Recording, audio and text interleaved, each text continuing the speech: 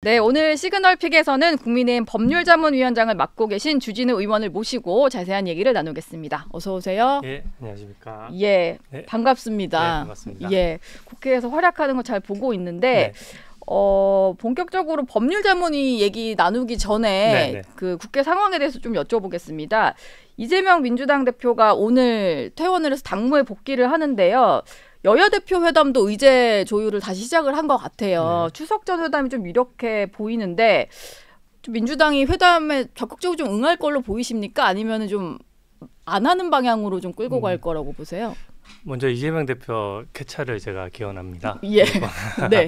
그리고 저는 뭐 민주당 입장에서도 아마 회담에 적극적으로 응할 수밖에 없다고 생각합니다. 왜냐하면 지금 민주당에서 개원한 지 거의 3개월이 됐는데 제 기억으로도 그렇고 국민들께서 보시기에도 그렇고 특검하고 탄핵 이 얘기만 계속했거든요. 그래서 현재 민생이 굉장히 어려운 상황이기 때문에 민생을 챙기라는 국민의 명령이 있는 거고요. 이 부분은 어제 보니까 민주당 그 김민석 최고위원 같은 경우에도 뭐 순직 해병 특검법이라든지 이런 거 자꾸 조건으로 거시는 발언을 하시는데 그런 부분은 민생과 직결되는 부분은 아닙니다. 그래서 추석을 앞두고 물가라든지 여러 가지 민생 현안들이 산적해 있기 때문에 이제 민주당 이재명 대표 입장에서도 추석 전에 회담을 할 수밖에 없는 상황이고요. 저희도 집권 여당으로서 절실합니다. 그래서 꼭 만났으면 좋겠습니다. 예. 보니까 오늘도 본회의에서 민생 법안들 처리 합의되는 거 보니까 여야 모두 이제 국민 눈치가 좀 보이기 시작한 것 같다 이런 생각이 좀 들더라고요. 맞습니다. 네. 일단 회담이 좀 그래도 될 것 같은 게 한동훈 대표가 생중계를 고수하지 않고 일부만 공개하는 거 요거를 좀 제한하면서 그래도 물꼬가 트였다 이런 것 같아요. 일부 공개하는 거 좀 필요하다고 보시나요? 완전 비공개보다는. 저는 생중계도 좋다고 생각했습니다. 왜냐하면 생중계가 되다 보면은 회담 의제가 정무적이거나 정략적인 것보다 국민들께서 다 지켜보고 계시니까 이제 민생 위주로 갈 수밖에 없거든요. 그런 면에서 국민들께서 의제를 좀 관리 감독하신다고 할까요? 그런 면이 있어서 생중계가 좋은데 만약에 회담 자체가 워낙 만나는 것 자체가 의미가 있기 때문에 민주당에서 좀 불편하시다면 일부 생중계 방식도 좋다고 생각합니다. 근데 지난번 영수회담 보니까 처음에 약속되지 않았던 원고를 이재명 대표가 일방적으로 읽는다든지 이런 부분은 어떤 회담에 있어서의 상호 간의 예의도 아니고 국민들께서 보시기도 좋지 않은 모습이거든요. 이번에는 좀 룰 미팅이 잘 돼서 서로 좀 편안한 분위기에서 허심탄회하게 좀 대화를 나눌 수 있으면 좋겠습니다. 조율 안 된 어떤 행동이 벌어지면 사실 되게 당황을 하잖아요. 그렇죠? 지난번에 대통령실도 그 품속에서 A4 용지 나올 때 되게 놀랐다 막 이러시더라고요. 저도 보다가 놀랐습니다. 그런 게 좀 없어야 될 것 같다. 이번 회담에서 국민의힘이 민주당에게 반드시 좀 얻어내야 되는 건 어떤 게 있을까요? 아무래도 금투세 폐지가 저희는 지금 가장 시급한 현안이라고 생각합니다. 민주당에서 지금 25만 원 지원법을 말씀하셨는데 아마 취지는 좋은 것 같습니다. 좀 민생 경제가 어려우니까 돈을 좀 돌려서 소비를 진작시키겠다 이런 거거든요. 근데 이게 범위가 전체적으로 너무 넓어서 좀 수입이 많은 고소득자한테도 배분되는 문제가 있고 너무 많은 돈이 풀리다 보면 또 물가 상승이나 이런 걸 자극할 수 있는 부분이고 또 그 부분에 국가 부채가 청년들에게 넘어가는 측면이 있기 때문에 저희는 그게 해법으로서는 지금 좀 부족한 측면이라고 생각하거든요. 근데 금투세 폐지는 주식시장 활성화랑 직결되는 문제입니다. 그래서 우리나라뿐만 아니라 세계 경제에서도 주식시장이 활성화되면은 소비 진작 효과가 제일 크다는 것들이 대부분 경제 전문가들의 공통적인 의견이거든요. 그래서 제 생각에는 금투세를 폐지하고 거기에 덧붙여서 어떤 주식시장 활성화 대책이 같이 덧붙여 나온다면 여야가 머리를 맞대서 그 부분을 해낼 수 있다 그러면 아마 민주당이 지금 예정했던 25만 원 지원법보다 더 소비 진작 효과가 있지 않을까. 아무래도 주식이 본인이 보유하고 있는 주식이 좀 높아지면 아무래도 마음이 좀 푸근해지면서 좀 소비 성향이 강해지는 거거든요. 그래서 그런 측면이 강해서 이 부분은 소비 진작해야 되겠다는 방향성이 같기 때문에 저는 합의가 될 수 있다고 생각합니다. 정쟁을 그만두자 뭐 이런 식의 합의도 좀 필요할까요? 예, 그런 게 선언적으로 좀 필요하죠. 예. 근데 저는 어떤 선언적인 그런 것보다 좀 실무적으로 했으면 좋겠습니다. 이미 만나는 것 자체가 예. 정쟁을 자제하겠다는 의미가 들어가 있는 거고요. 대화를 하겠다라는 예, 거니까. 제가 어제 법사위 소위에서 구하라법 심의도 같이 했었거든요. 예. 근데 여야 의원들의 분위기 자체가 민생 관련된 법안은 웬만해서는 상호 양보해서라도 네. 꼭 통과시키겠다는 분위기가 분명히 있었습니다. 그러니까 예. 민주당도 노력하는 모습을 국민들께 보이는 거거든요. 예. 저희도 거기에 상응해서 네. 좀 양쪽이 다 같이 한다 그러면 좋지 않을까. 그래서 그런 정쟁을 멈추자는 거는 뭐 국민 입장에서 너무 당연한 말씀이고요. 예. 그 모습을 정책 성과로서 보일 수 있으면 가장 좋겠습니다. 예. 윤석열 대통령과 국민의힘 지도부가 30일에 만찬 회동을 할 예정인데요. 네. 대표 취임 직후에도 일단 만났었는데 한 달여 만에 또 별도로 만나게 되는 건데 지금 근데 언론에 드러난 걸로는 의대 증원 이슈를 놓고 한동훈 대표의 어떤 제안을 대통령실이 거부를 했고 뭐 이런 상황이에요. 네, 네, 그래서 맞습니다. 표면적으로는 좀 또다시 갈등인가 뭐 이런 생각이 좀 드는데 네, 네. 30일 만찬 분위기는 좀 어떨까요? 이견을 좀 좁힐 수 있을까요? 네, 역시 당정 안에서도 뭐 자주 만나는 게 좋겠죠. 예. 근데 저희가 아무래도 전화 통화하는 것보다는 점심 식사를 한번 하는 게 낫고 또 점심 식사보다는 또 저녁 식사에 좀 편안한 분위기에서 예. 말씀 나누기가 서로 좋을 거라고 생각합니다. 예. 그래서 이것 때문에 모이는 건 아니지만 미리 이렇게 예정돼 있고 오찬이나 만찬 등이 자주 있는 건 저는 좋다고 생각하고요. 네.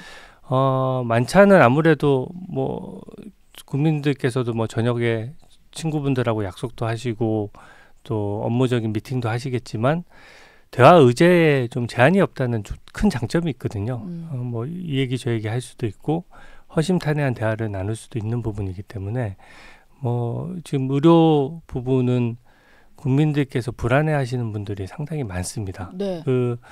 어제 제가 국회 운영위에도 들어갔었는데요. 예. 민주당에서도 이재명 대표께서 의료 개혁의 방향성에 대해서는 완전히 일치된 생각을 갖고 계신다. 공감한다. 이런 얘기, 예. 공감한다는 거거든요. 네. 그래서 그렇게 보면 여야가 방향성에 대해서는 지금 일치하는 상황이고 좀 더 대신에 국민의 불안감을 줄이기 위해서 여야 할 것 없이 상호간에 대화의 장면이 좀 많이 나왔으면 좋겠습니다. 지금 여쭤보는 상황에서 네. 언론 보도라서 좀 확인은 해봐야 될 것 같은데 방금 하나 나온 이제 단독 기사로는 네네. 대통령실에서 만찬을 연기하는 걸 검토하고 있다 이런 기사가 좀 떴어요. 네. 이게 저도 듣기로는 29일에 연찬회 가시잖아요. 내일. 네네. 그래서 연찬회 장소에서 좀 또 만날 수도 있으니까 혹시 별도 만찬은 또 안 해도 되는 거 아니냐 뭐 이런 얘기가 좀 나왔다고 하는데 네. 저렇게 만찬이 취소돼 버리면 아마 이 의대 증원 문제 때문에 네. 취소되는 것 같다라고 국민들은 받아들이실 것 같거든요. 근데 저는 대통령 일정은 사실은 상당히 좀 앞당겨서 결정되거든요. 예. 그래서 아마 저게 연기 보도도 제가 지금 봐서 정확한 의미를 알기는 어려운데 아마 오늘 보도가 나왔다면 어제 갑자기 취소되거나 한 건 아닌 것 같습니다. 예. 그리고 의료뿐만 아니라 다른 현안들도 산적해 있는 상황이어서 뭐 만찬이 그 어제 일과 연계돼서 취소된 건 아닌 것 같고요. 네. 또 조만간에 연찬회뿐만 아니라 뭐 만날 수 있는 기회는 많이 있거든요. 예. 그래서 일정을 조정하거나 그렇게 해서 만나면 당연히 이루어질 것으로 저는 생각하고 있습니다. 예. 근데 어제 좀 전해지기로는 국무회의가 있었잖아요. 네네. 대통령이 이 자리에서 의료인들의 불법 이탈에 손들어 버리면 그게 국가냐 뭐 네. 이런 얘기를 했다고 좀 전해지고 있어서 네. 이 표현 자체는 일단 그 한동훈 대표의 제안 자체가 뭔가 의료인들의 어떤 지금 이 행태에 우리가 굴복하는 꼴이다 이런 인식을 가지신 것 같아서 네. 이게 상당히 지금 당과 대통령실의 어떤 조율이 좀 안 되는 것 같은 느낌이었거든요. 근데 그 워딩만 딱 따서 그럴 것 같은데요. 예. 국무회의는 아시다시피 비공개로 진행이 되면 상당한 시간 동안 많은 대화가 오고 가거든요. 네. 그래서 저는 이제 그냥 그 말씀이 있으셨다면은 포괄적인 어떤 대화의 맥락에서 해석을 해야 된다고 생각합니다. 그래서 지금 의료 개혁에 대한 필요성, 또 지금은 뭔가 의대 정원에 대해서도 조정 필요성이 없다고 생각하시는 국민들은 없으실 것 같아요. 저도 뭐 여러분들을 만나지만 대부분 방향성에 대해서는 아까 말씀드렸다시피 여야 할 것 없이 다 동의하는 바입니다. 근데 어떤 절차로, 어떤 순서로, 어떤 규모로 하느냐에 따라서 국민들의 불안감을 줄여나가야 되는 과제가 공통적으로 있는 것이기 때문에 그런 맥락에서 여러 가지 측면을 다 말씀을 하셨을 겁니다. 근데 그 부분을 부각해서 이제 보도가 되다 보니까 그런데 이 부분은 뭐 예전부터 오랫동안 여러 가지 상황이 있고 여러 가지 논의가 있기 때문에 저는 뭐 계속 논의가 이루어질 것이고 그것이 또 바람직한 모습이라고 생각합니다. 단순히 지금 한 장면을 놓고 벌써부터 갈등이라고 얘기할 부분은 아닌 것 같습니다. 그 한동훈 대표랑도 잘 아시고 대통령과도 잘 아시니까 좀 여쭤보겠는데요. 지금 뭐 이 의대 증원 문제뿐만 아니라 뭐 앞서서는 김경수 전 지사의 복권 문제를 놓고도 한동훈 대표의 뭐 입장이 좀 있었는데 대통령실이 이제 수용하지 않고 이게 좀 뒤늦게 알려지고 뭐 이런 식이었잖아요. 한동훈 대표가 스스로 뭔가 대통령실과의 갈등을 좀 노출한다 이런 지적도 좀 나오는데 거기에 대해서는 좀 어떻게 보세요? 일부러 노출할 필요는 없고요. 저는 이제 두 분을 다 잘 아는데 뭐랄까 정치 철학이나 정치 방향에 대해서 저는 큰 차이가 없다고 생각합니다. 여러 가지 외교 차이가 없어요. 외교 안보라든지 뭐 이런 정통 보수의 가치 이런 부분에 대해서는 두 분 다 확고한 신념을 가지고 있다고 생각하고요. 두 분이서 좀 어떻게 보면 예를 들어 김경수 지사 복권 문제에 있어서도 이건 대통령님의 고유 권한이거든요. 근데 대신에 이제 건의를 하거나 주변 분들이 의견을 밝히는 거는 너무 당연히 가능하죠. 그래서 건의를 했는데 안 받아들여졌다. 그래서 무조건 갈등이다. 이렇게 보이는 문제는 아니고요. 건의는 받아들여질 수도 있고 받아들여지지 않을 수도 있기 때문에 건의인 것이죠. 그래서 지금은 민주당 입장에서도 좀 새로 이제 국민의힘이 추스르고 앞으로 나아가는 부분에 있어서 좀 갈등이 있다는 점을 부각하시려는 것 같은데요. 제 생각에는 이슈는 굉장히 많기 때문에 이슈별로 모든 사람이 누구래도 아무리 가까운 사람이든 모든 이슈의 생각이 같을 수는 없습니다. 그래서 생각이 다르더라도 상황에 따라서 협력할 것은 협력하고 또 생각을 맞춰 나갈 것은 맞춰 나가야 되기 때문에 저는 그 부분도 특별히 현재 뭐 갈등 상황이 문제는 없다고 생각합니다. 언론에서 좀 보도를 하는 것만큼 그렇게 심각한 갈등은 아닌 거고 그냥 의견을 주고받는 과정 중에 하나가 뭐 좀 표출이 된 거다. 뭐 이렇게 봐야겠네요. 당 대표이고 또 대통령이시다 보니까 이제 생각을 해서 언급을 하는 것도 외부에 많이 이제 공개가 되거든요. 외부에 어나운스도 되고 여러 사람 만나다 보니까 그래서 그게 단편적으로 언론 보도가 나오면서 갈등이 좀 있는 것처럼 비춰지는 측면이 있는데 저는 두 분의 큰 정치 철학이나 보수 가치에 대한 신념을 잘 알고 있기 때문에 그 부분에 있어서는 좀 큰 우려는 안 하고 있습니다. 알겠습니다. 두 분 잘 아는 분이 또 이 얘기 해주시니까 뭐 좀 약간 신뢰가 가는 것 같네요. 법률적인 걸 좀 여쭤봐야 될 것 같아요. 얼마 전에 보니까 그 주진우 의원 유튜브 개설하셨던데 첫 영상 올라온 이슈가 이거더라고요. 이재명 대표의 재판 가운데 공직선거법 위반 혐의 재판 이게 좀 중요하다 뭐 이런 거였는데 일단 코로나19 확진으로 입원을 하는 바람에 결심 공판도 미뤄지고 선고일도 좀 미뤄지게 된 상황인 것 같아요. 이 공직선거법 위반 재판이 중요한 이유가 있을까요? 뭐 다른 재판도 많은데요. 일단 저도 뭐 이재명 대표 사법 리스크에 대해서 저도 변호사다 보니까 많은 질문을 받았는데 저 자체가 이게 사건 내용들도 복잡한 것들이 많아서 좀 정리가 안 되더라고요. 그래서 한번 쭉 사법 리스크를 저 나름대로 분석하고 정리를 해봤습니다. 근데 공직선거법은 일단 사건 내용이 사실 너무 복잡하면 국민들께서 시시비비를 알기가 어렵거든요. 예를 들어 대장동, 백현동은 대략은 다 뭐 특혜나 비리가 있었던 건 알고 계시는데 이게 구조도 너무 복잡하고 하다 보니까 이게 재판이 진행돼도 뭐가 뭔지 모르게 되는 측면이 있습니다. 근데 공직선거법은 비교적 사건이 심플하고요.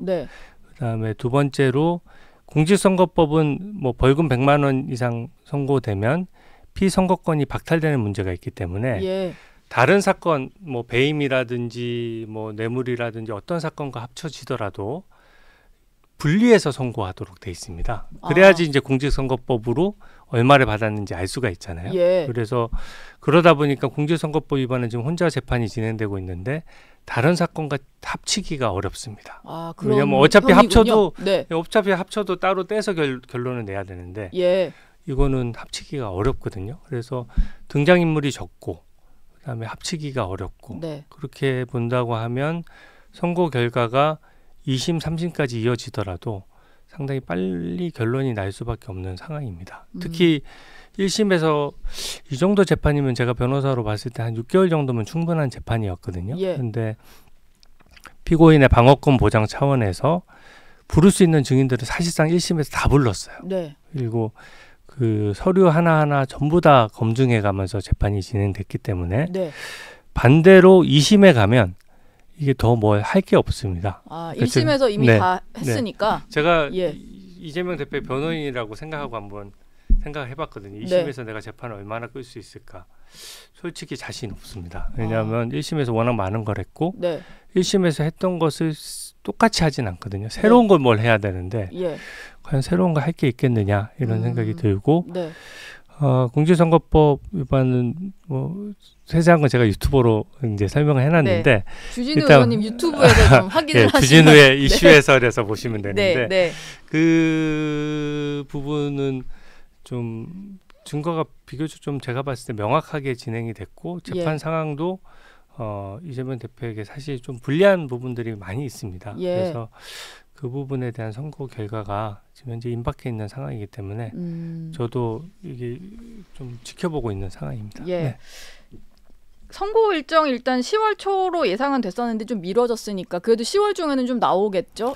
결과가? 뭐 그냥 재판 또 미뤄지는 거 아니냐 이제 우려하시는 분도 있고 법 앞에 누구나 평등하니까 이제 재판 일정을 다 신경 쓰시는데 뭐 좀 몸이 안 좋아서 재판을 미루는 건 한 길어야 2주 이 정도이기 때문에 연속으로 미루기도 어렵고요. 그래서 그거는 뭐 그냥 해프닝성이고요. 재판은 일정대로 잘 진행될 것으로 생각합니다. 근데 이게 이 대표 개인만의 문제가 아니라 민주당의 회계가 폭망할 가능성도 있다 이런 전망을 하셨어요. 이게 왜 민주당 회계까지 좀 건드리게 되는 건가요? 이게 이제 공직선거법의 이제 특성 때문에 그런데요. 지금 이재명 대표가 받고 있는 허위사실 유포가 크게 두 가지거든요. 그러니까 대장동의 김문기 씨를 몰랐다라고 한 부분과 백현동 웅벽 아파트는 국토부가 다 결정했고 강요해서 난 어쩔 수 없이 따라갔을 뿐 결정에 관여 안 했다. 이런 식인데 이 두 가지 부분 중에 하나만 유죄가 나더라도 예전에 왜 기억하실 겁니다. 대법원에서 무죄는 났지만 친형 강제 입원 사건에 좀 관여 안 했다라는 걸로 2심까지는 벌금 300만 원이 나왔었거든요.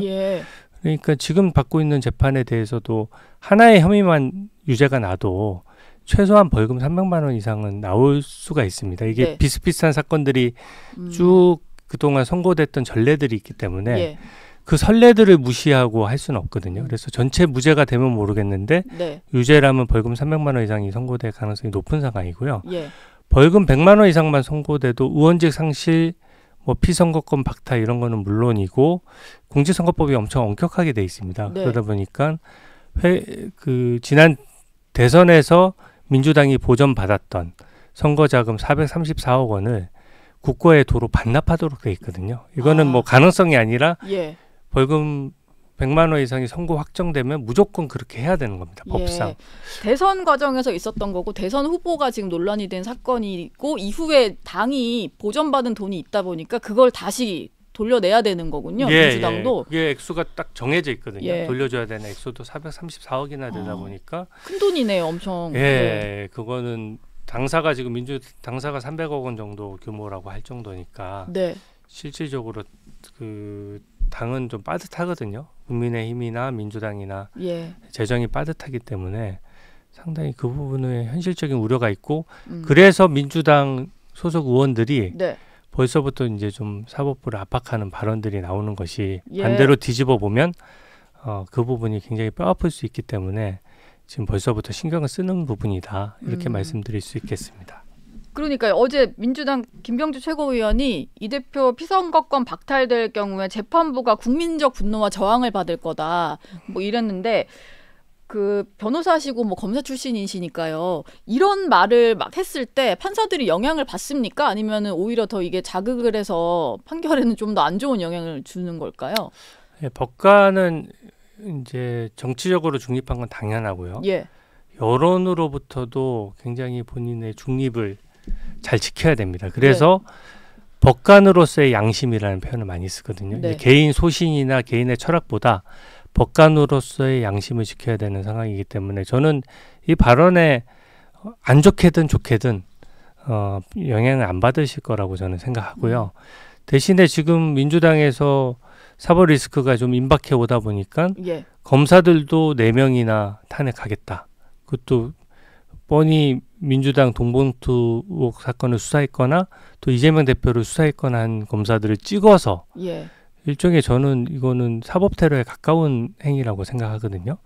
근데 법원에까지 이렇게 할까 봐 저는 솔직히 굉장히 우려가 됩니다. 네. 우리 법치주의라고 하는 것은 정치로부터 완전 독립해서 정말 공정하게 결정했을 때 의미가 있고 그게 공정하다고 결정이 이루어진다는 신뢰 토대 하에서 경제도 발전하고 국민들도 안심하고 살 수 있는 거거든요. 예. 그래서 이 부분만큼은 굉장히 선 넘은 발언인데요. 예, 사법부를 말로든 아니면 현실적으로든 법안을 제출하든 예. 그런 식으로 압박하는 것은 절대 바람직하지 않습니다. 그 부분은 민주당에서도 좀 많이 신경을 쓰셔야 될 것 같습니다. 네. 의원님 보니까 지금 초선이신데 상당히 뭐 주요 상임위에도 다 들어가 계시고 당 법률자문위원장과 또 패스트트랙 TF 팀장도 맡고 계시잖아요. 이게 패스트트랙 사건 같은 경우는 지난 전당대회 과정에서 한동훈 대표와 나경원 의원 간에 좀 설전으로 논란이 됐었는데 이 TF 만들면서 그러면 이제 나경원 의원과 한동훈 대표는 좀 어느 정도 풀렸다라고 보면 되는 걸까요? 네, 일단 패스트트랙 사건을 저도 좀 몰랐었는데 이제 받으면서 좀 사건 내용을 좀 파악을 해봤습니다. 네.